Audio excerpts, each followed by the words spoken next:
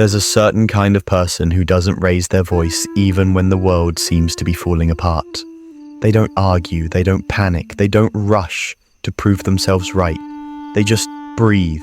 And while everyone else is trying to make sense of the chaos, they quietly watch, like someone who's already been through this storm before. You've probably met someone like that, the kind of person who feels like silence itself has wrapped around them. No matter what happens, they remain composed, steady, grounded, untouchable. And if you've ever wondered why some people can stay so calm while others fall apart, the answer is far deeper than you might think. Calmness, real calmness, isn't the absence of emotion. It's what happens when emotion meets understanding. It's not that these people don't feel. They do. They just don't react in the same way anymore.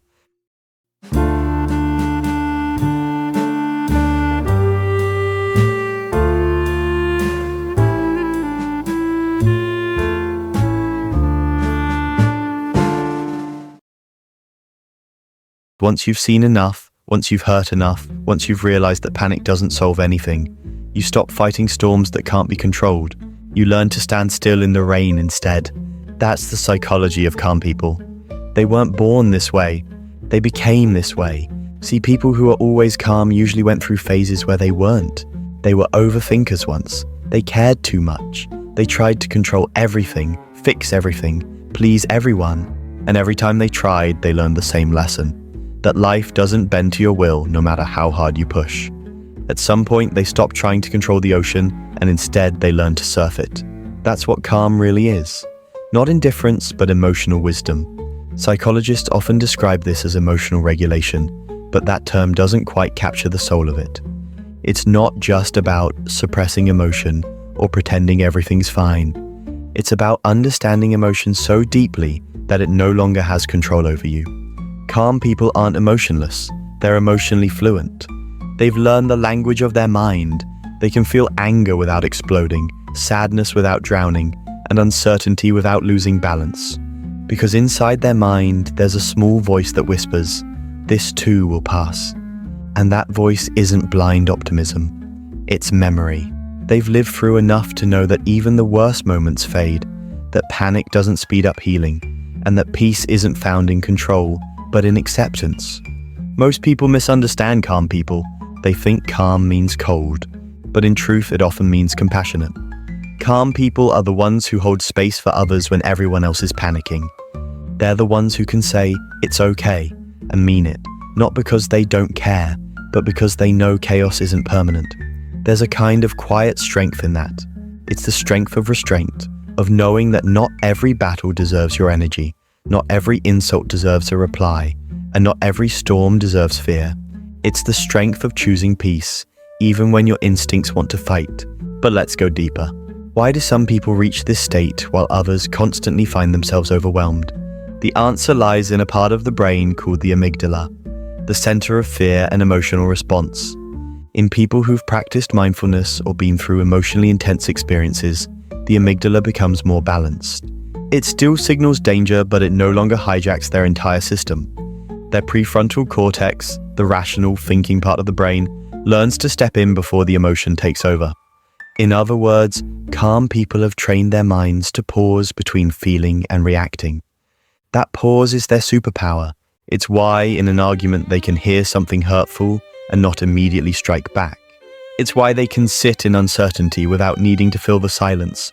It's why, when the world is loud, they can still hear themselves think.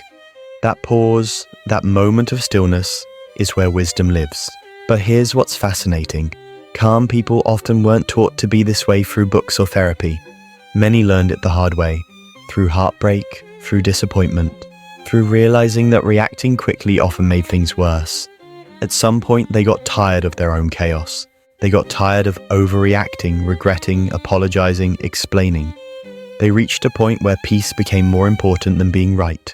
So now, when tension rises, they choose silence over shouting. They choose to breathe instead of blame. They choose to let go instead of hold grudges that burn from the inside. And yet, that calmness isn't always easy, because sometimes calm people carry storms inside that no one can see. They look peaceful, but their calm is hard-earned. It's the kind that's forged in pain, not perfection. They've cried in private, questioned their worth, felt unseen, misunderstood. And through all that, they discovered that peace isn't a reward for having an easy life. It's a discipline you build when you realize that emotional chaos doesn't serve you anymore. That's why people who are always calm tend to think differently. They're not driven by impulse. They're guided by perspective. They don't chase validation. They chase meaning. They don't need to prove they're right. They'd rather understand. Because deep down, they've realized something most people don't. Reacting to everything makes you a prisoner of everything. The calmer you are, the freer you become. In psychology, there's something called response flexibility. It's the ability to choose your response rather than let it choose you. That's what calm people master. They don't suppress emotion, they channel it. They let the energy move through them without letting it destroy them. That's why they're often the ones who seem so composed during crisis, but break down quietly afterward. Not because they're pretending, but because they understand timing. They know there's a time to feel and a time to act, a time to process and a time to release. Their calmness isn't a mask, it's an internal compass that keeps them aligned no matter how strong the winds get. And if you look closer, you'll notice another thing. Calm people don't just react differently, they see differently. While most people see chaos, they see patterns. While most see problems, they see lessons. While most see endings, they see beginnings disguised as change. They've trained their perception to zoom out, to look at the bigger picture instead of getting lost in the moment. That's what gives them balance. That's why they can lose something and still say, maybe this was meant to happen. It's not denial, it's perspective born from experience. The calm person you see sitting quietly in the corner, they've probably lived through things that once broke them. They just learned not to live inside that break anymore. They've realized that when you stop trying to control the uncontrollable, you create space, and that space is where peace begins. Think about that the next time you see someone who never seems rattled. They're not detached from life, they're just anchored deeper in it. They've stopped being tossed around by every wave because they've become the ocean itself. Their calmness is not apathy, it's understanding. It's the understanding that not every emotion deserves expression, not every thought deserves attention, and not every situation deserves energy. Because energy to them is sacred. They spend it wisely, on things that build, not break. They've seen how easily chaos can drain a person, how drama can destroy peace, how small reactions can grow into regrets. So they choose differently now. When someone insults them, they pause. When someone misunderstands them, they explain if it's worth it, and walk away if it's not. When life gets heavy, they don't collapse. They lean on faith, on time, on perspective. And that's what makes calm people magnetic. It's not that they have all the answers, it's that they don't need to anymore. They've made peace with uncertainty. And in a world obsessed with control, that peace is power. Because while most people are fighting battles in their minds, replaying, overthinking, regretting, calm people know that silence can say more than words ever could, that not every emotion deserves a witness, and that sometimes the greatest strength is simply not reacting. But there's another layer to this psychology, something few people talk about. Calmness can also be a kind of self-protection. A defense mechanism, yes, but a gentle one. For many, calmness isn't something they chose. It's something they had to build to survive. They learned early that reacting loudly didn't change outcomes, that staying composed was safer, that keeping your emotions guarded kept you from being misunderstood or hurt. So calmness became their armor. Their quiet became their shield. But here's the beauty. Even if it began as protection, it evolved into power. Because over time, that restraint turned into awareness, that emotional distance turned into depth, and that quiet strength became the foundation of their peace. That's why calm people are often the most self-aware. They understand their triggers. They recognize their patterns. They don't need constant noise to feel alive. They find comfort in stillness, because stillness isn't emptiness, it's clarity. It's the sound of someone who's finally stopped running from themselves. The calm ones, they often make the world feel a little slower, a little safer, just by being in it. They don't walk into a room and demand attention. They don't raise their energy to match the noise. Instead, they lower the noise by being themselves. You can almost feel it, that quiet confidence that doesn't need to be proven. There's something magnetic about people who stay calm in a world addicted to reaction. It's not because they're emotionless, it's because their emotions have matured. And maturity isn't about age, it's about understanding what truly deserves your peace. Calm people often know that arguing rarely changes anyone's mind, that rushing rarely speeds anything up, that worrying rarely prevents anything from happening.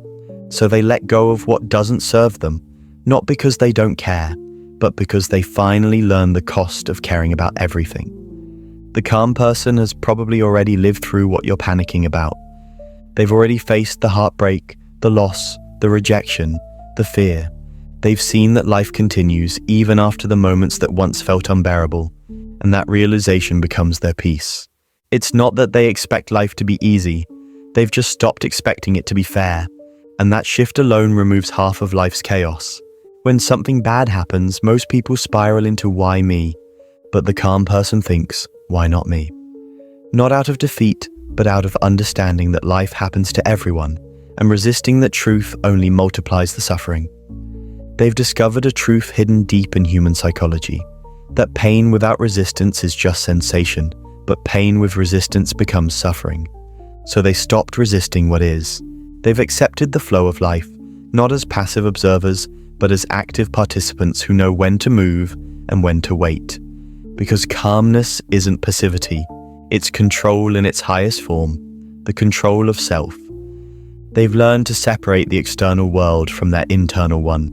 The world can be loud, unpredictable, cruel at times, but their inner space, that's sacred. They don't allow every external event to dictate their internal state. That's why calm people often feel like they live in a different dimension, because they do. It's the space between stimulus and response that defines them. That tiny invisible pause where they decide whether to feed chaos or peace. That pause is the mark of emotional intelligence. Because the truth is, calmness isn't found. It's created. Every calm person you meet is building it, moment by moment. They've built it in long nights when their mind wouldn't stop racing, in mornings where they wanted to quit, in conversations where they chose silence over reaction. It's not easy, but it's intentional. They've trained themselves to be unshaken, not because life stopped testing them, but because they stopped failing the same emotional tests. If you ask a calm person what changed them, they'll probably tell you, I just got tired. Tired of overthinking, tired of defending, tired of being misunderstood, tired of giving energy to everything that didn't deserve it. So they started valuing peace like oxygen. It's a strange thing. The world celebrates loud success but rarely honors quiet strength. Yet, it's the calm ones who carry the most wisdom. They're the ones who can sit in stillness long enough to actually hear what life is trying to say. They notice more than they speak. They see through the noise, because silence sharpens perception. In that silence, they observe without judgment, and that's what allows them to understand people so deeply. If you think about it, calm people are emotional translators. They don't just hear words, they hear intention.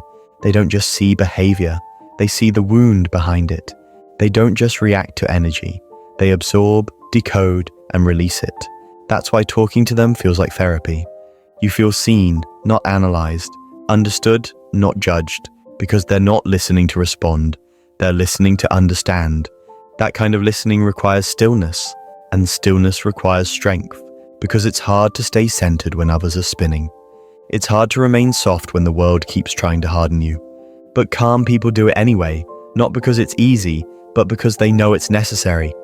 They've realized that peace is not the absence of problems, it's the ability to face problems without losing yourself. And that's what sets them apart. Most people look for peace in perfect conditions. Calm people create peace within imperfect ones. They don't wait for the storm to pass. They learn to find stillness inside it. You'll often find them with simple routines, because simplicity stabilizes the mind. A morning ritual, a quiet walk, a cup of tea, a few minutes of silence before sleep. These little habits aren't random. They're anchors. Psychologically, repetition builds a sense of control and predictability, and calm people protect that pattern because it keeps them grounded. They know that without small doses of stillness, the mind starts to spin stories. And the calmer the mind, the clearer those stories become. There's also something beautifully paradoxical about them. Calm people tend to be some of the most emotional souls, yet they're the least reactive, because they've learned that expression doesn't always require eruption. Sometimes you express emotion by holding it gently until it dissolves. And this doesn't mean they don't feel intensity. They just express it differently. Their sadness turns into reflection. Their anger turns into clarity.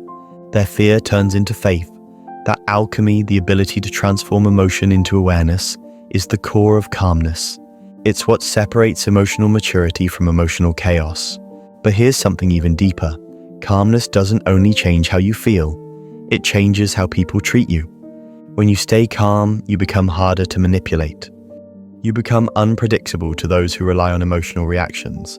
And that in turn protects your energy, because nothing confuses chaos more than someone who doesn't join it. It's a quiet rebellion. When everyone else is racing to respond, the calm person waits. And in that wait, they gain perspective that others miss. They see motives, patterns, dynamics that only reveal themselves in stillness. They don't rush to conclusions because they've learned that truth always unfolds. It doesn't need to be forced. That's why calm people rarely regret their decisions. They give life enough time to show them what's real. And maybe that's the most profound part. Calm people don't just manage emotion. They respect time. They understand that time reveals what emotion hides. That patience is not inaction. It's wisdom disguised as delay. So while others chase quick closure, calm people allow things to breathe, because they know that rushing understanding is the fastest way to misunderstand. If you ask them how they stay so calm, they'll smile and say something like, "I just stopped fighting everything." But what they really mean is, they stopped fighting life. They stopped trying to win every argument, control every outcome, rewrite every past, and predict every future. They started trusting themselves enough to let things unfold. Trust. That's the secret ingredient in calmness. It's not about knowing what will happen. It's about believing that whatever happens, you'll handle it. And that belief doesn't come from ego.